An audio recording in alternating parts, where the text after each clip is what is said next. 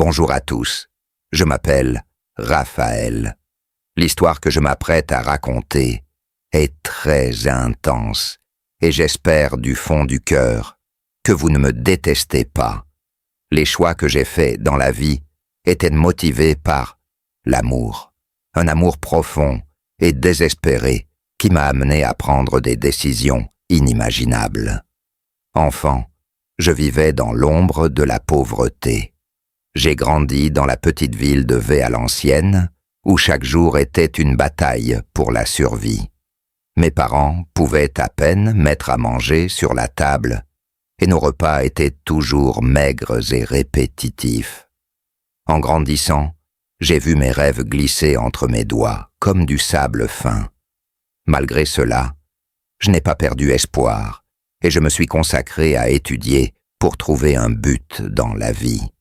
J'avais beaucoup d'ambition, et je ne pouvais pas accepter de ne pas avoir de quoi jouer, de voir d'autres enfants avec des jouets simples qui étaient inaccessibles pour moi. Je rêvais d'un avenir meilleur, mais ma vie était un cycle d'études et de travail à la campagne, sans temps pour l'enfance. Dès mon plus jeune âge, j'ai nourri le désir d'échapper à ce cycle sans fin de misère et de réussir. Je voulais être quelqu'un qui pourrait changer ma propre histoire et celle de ma famille aussi. Mais comment pourrais-je transformer ma vie si je vivais au bout du monde, où j'aidais mon père dans la petite ferme, plantant et récoltant pour que notre famille ait quelque chose à manger? Ma mère fabriquait des friandises et des cocadas et parcourait 5 kilomètres chaque jour pour les vendre dans la ville d'Amiens. Là, elle avait des clients fidèles, tant à l'école qu'à la mairie. Mon père s'occupait de la ferme et vendait le lait de ses 4 vaches maigres dans les environs. Malheureusement, la concurrence était grande et les profits faibles, ce qui rendait nos vies encore plus difficiles. Pour aggraver notre situation, un samedi matin, mon père s'est réveillé très malade et a dû être hospitalisé d'urgence. À cette époque, j'avais 16 ans. Les médecins nous ont annoncé une terrible nouvelle. D'après la radiographie, mon père avait une tumeur au cerveau et devait être opéré immédiatement.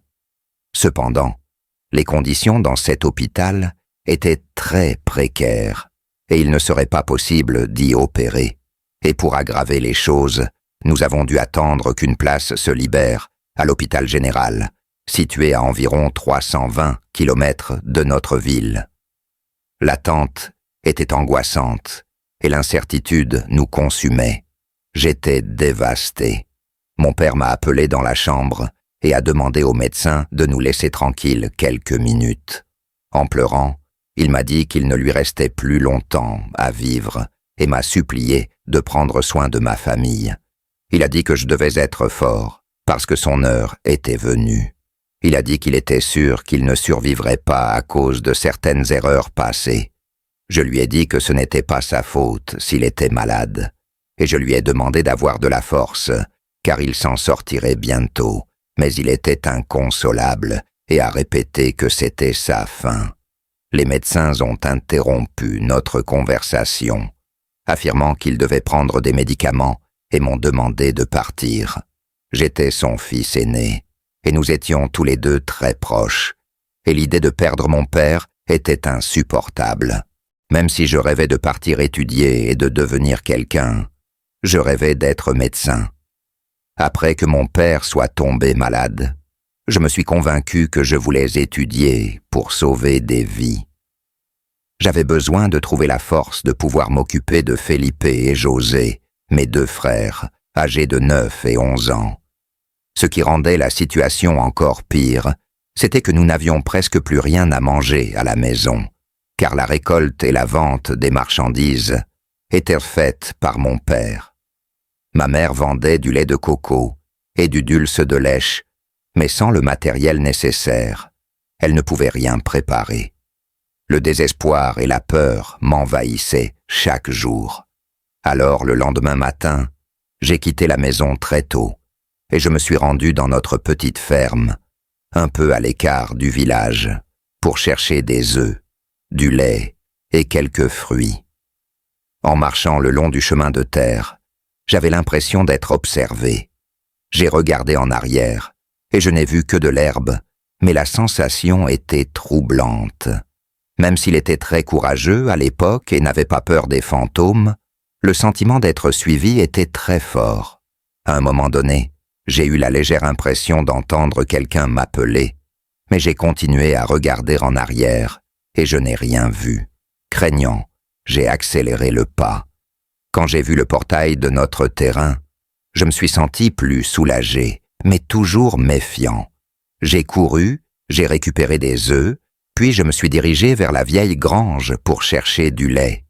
Pendant que je traitais, j'ai vu un homme de grande taille s'approcher, vêtu d'un élégant costume noir.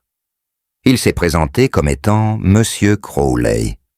J'ai prononcé mon nom et dit que je n'avais pas le temps de parler, car je devais rentrer chez moi.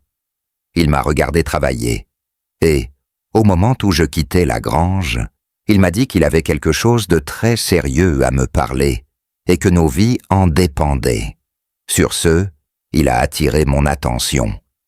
Il avait une offre que je ne pouvais pas refuser, mais il m'a prévenu qu'il ne parlerait qu'une seule fois, et que pour cette raison, je devais garder le silence. À cause du mot « proposition », je l'ai arrêté et lui ai dit qu'il pouvait partir, s'il envisageait d'acheter notre terrain. Mais il ne m'a pas écouté et a continué à parler, en me regardant sérieusement dans les yeux. Il a dit que la proposition était précieuse et que si j'acceptais, ma famille et moi deviendrions riches. À ce moment-là, j'ai décidé de prêter attention à ce qu'il avait à dire. Monsieur Crowley m'a regardé sérieusement et a commencé à dire que la vie de mon père était terminée et qu'il était dans cette ville pour l'emmener avec moi. Je lui ai demandé de partir, car si mon père survivait à cette foutue maladie, il n'accepterait pas qu'un homme menace de se suicider.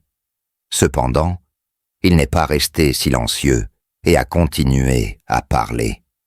Cet homme sinistre a dit qu'il y a 20 ans, mon père avait conclu un pacte avec lui, mais qu'1 mois plus tard, mon père l'a regretté et a rompu le contrat.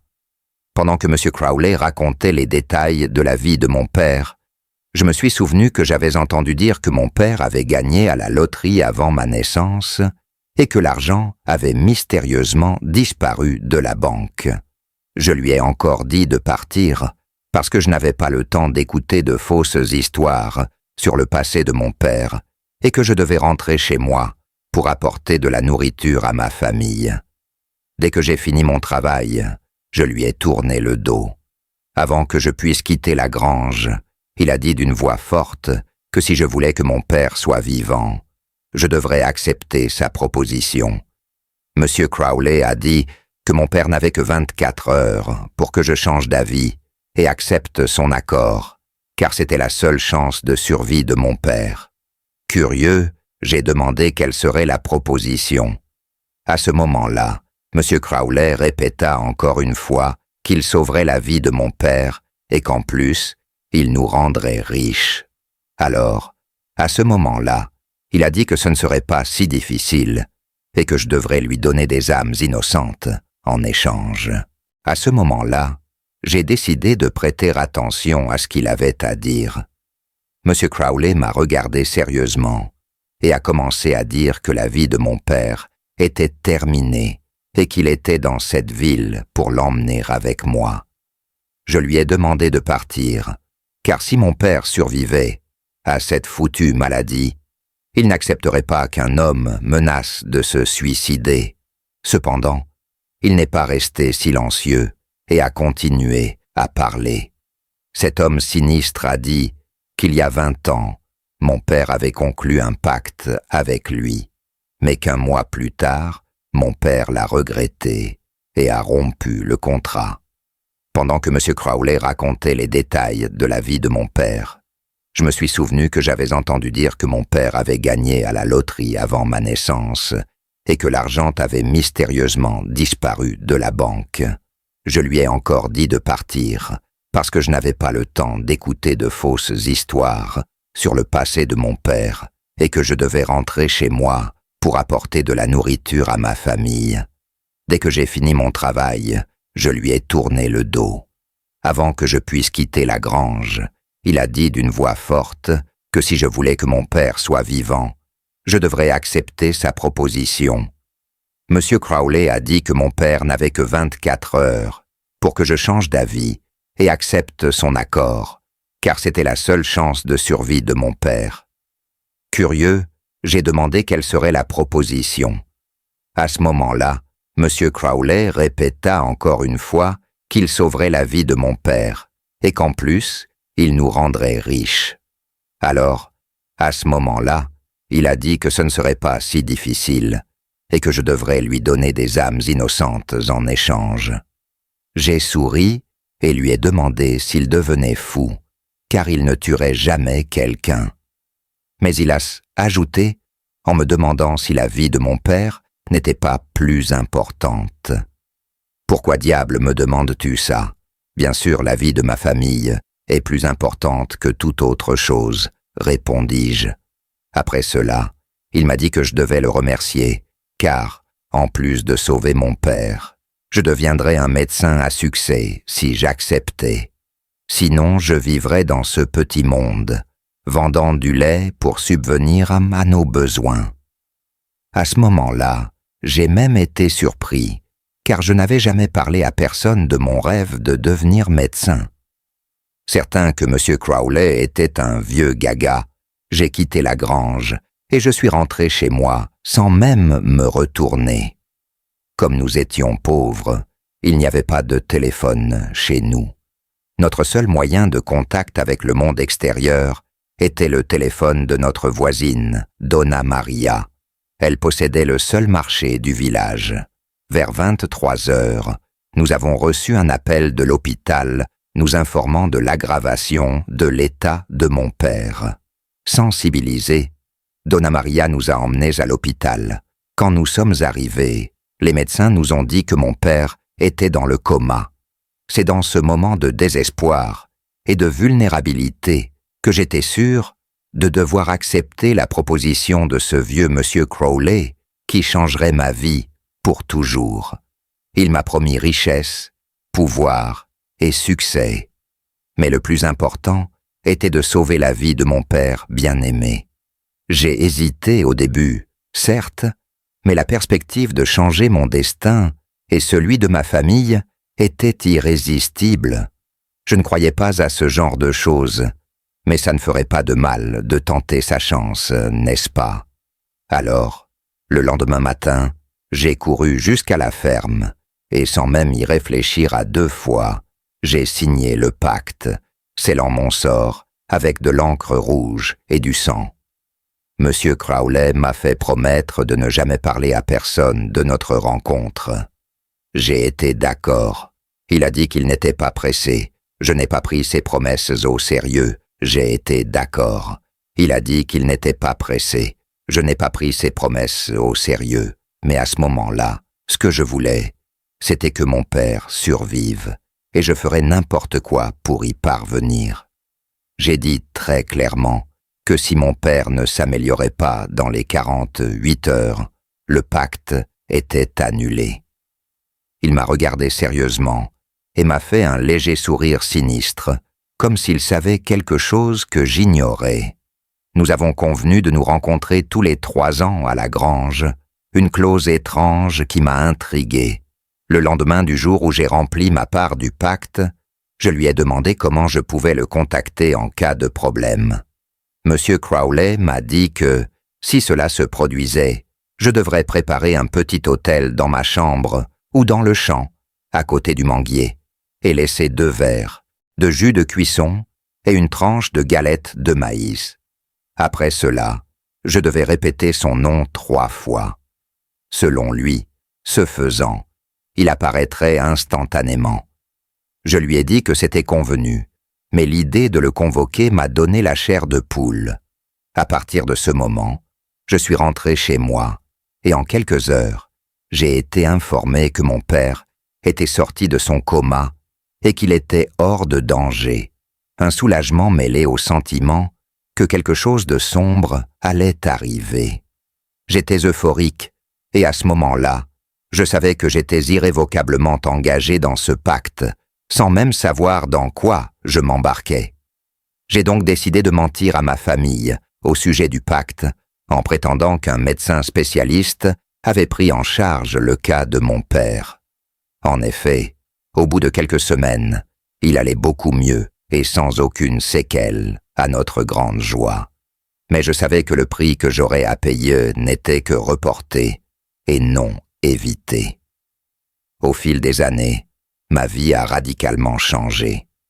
Je suis déchiré par une personne qui réussit. C'est pourquoi je suis entré à la faculté de médecine. Mais cela ne m'a jamais laissé une promesse, ni la promesse que je devais y être préparé. Par conséquent, vous devriez toujours entrer dans une nouvelle négociation avec Lord Crowley. Le poids de votre culpabilité augmentera, et le nombre d'âmes nécessaires augmentera, à mesure que votre vacancier se révélera le moins coupable. Je me suis retrouvé piégé dans un réseau de mensonges et de péchés, comme la peur constante que le projet de loi final soit présenté. Je vivais dans une peur et un tourment constant, sachant que je devrais éventuellement payer le prix ultime. J'avais tout, mais j'avais aussi une obscurité constante qui pesait sur moi. Vous n'aurez peut-être pas besoin de payer au moins une fois pour la sécurité que vous consommez. Je savais qu'un jour, M. Crowley reviendrait réclamer ce qui lui revenait de droit. C'est vrai, comme une phrase inévitable qui est connue et qui viendra. Aujourd'hui, je suis ici pour confesser mes péchés et révéler la vérité. J'ai accepté un pacte avec un être sombre pour sauver mon père et assurer un avenir meilleur à ma famille, mais le prix était bien plus élevé que ce que j'aurais pu imaginer. J'espère que vous pourrez trouver dans votre cœur la force de pardonner à un homme qui a fait de terribles choix au nom de l'amour. Et s'il vous plaît, ne suivez pas mon exemple. Méfiez-vous des promesses de richesse et de pouvoir, car le prix peut être votre propre âme, une leçon que j'ai apprise de la manière la plus sombre possible. Une semaine plus tard, un homme qui écrivait des lettres nous a annoncé des nouvelles. Un parent éloigné nous a laissé un énorme héritage. Mon père a dit qu'il ne connaissait même pas ce parent, mais il ne voulait pas enquêter. Il était enthousiasmé par l'idée que l'héritage allait changer nos vies. À ce moment-là, j'ai réalisé que mon avenir était décidé et que je devais me préparer mentalement à prendre la vie de quelqu'un. Je voulais demander à mon père s'il connaissait M. Crowley, mais je n'ai pas pu révéler notre accord. Dans les années qui ont suivi, ma vie a beaucoup changé. J'ai étudié dur et je suis devenu un médecin à succès, gravissant rapidement les échelons de ma carrière. J'avais de l'argent, du pouvoir, du respect, tout ce que je voulais, mais j'avais toujours en tête l'accord que j'avais conclu. Il ne s'agissait pas seulement de signer des papiers. C'était un arrangement sinistre. En échange de la fortune, j'ai non seulement donné mon âme, mais j'ai également accepté de prendre une vie tous les 3 ans. Je pensais que j'avais le contrôle et que je pouvais faire face à n'importe quel problème qui se présenterait à moi. Mais lorsque les 3 premières années se sont écoulées depuis que j'ai obtenu l'emploi de mes rêves et que le moment du sacrifice est venu, je me suis retrouvé confronté à un choix terrible. Qui devrais-je sacrifier pour respecter l'accord?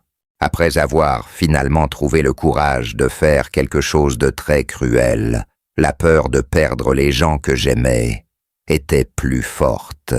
J'ai fait quelque chose de terrible. J'ai brisé la confiance de ceux qui m'entouraient et j'ai ruiné la vie d'une personne innocente. Alors que je faisais cela, et que le corps sans vie tombait à mes pieds, j'ai réalisé que j'avais franchi une ligne dont je ne pouvais pas revenir. J'ai rencontré ma première victime quand j'avais 26 ans.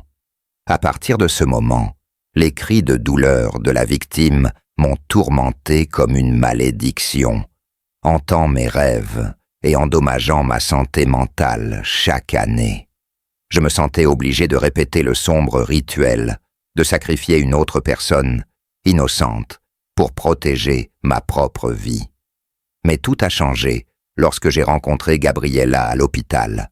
J'y travaillais 2 fois par semaine aux États-Unis. J'ai vite remarqué de l'espoir dans ses yeux, une lueur au milieu de l'obscurité. Sans savoir ce qui allait arriver, nous avons créé une connexion profonde et véritable. Nous nous sommes rapidement engagés l'un envers l'autre. À cette époque, j'avais 34 ans. Chaque jour qui passait, je devenais de plus en plus dépendant de son amour. Ce sentiment était si fort que moins d'1 an plus tard, je lui ai demandé de m'épouser. Gabriella s'est chargée d'organiser la cérémonie et malheureusement pour moi, la date qu'elle a choisie a coïncidé avec la date limite de l'offrande que je devais faire.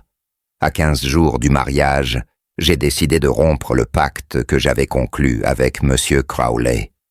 Je ne voulais et ne pouvais plus détruire la vie de qui que ce soit.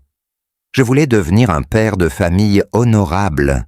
J'avais déjà fait 3 victimes, et je pensais que c'était suffisant pour que M. Crowley me laisse tranquille.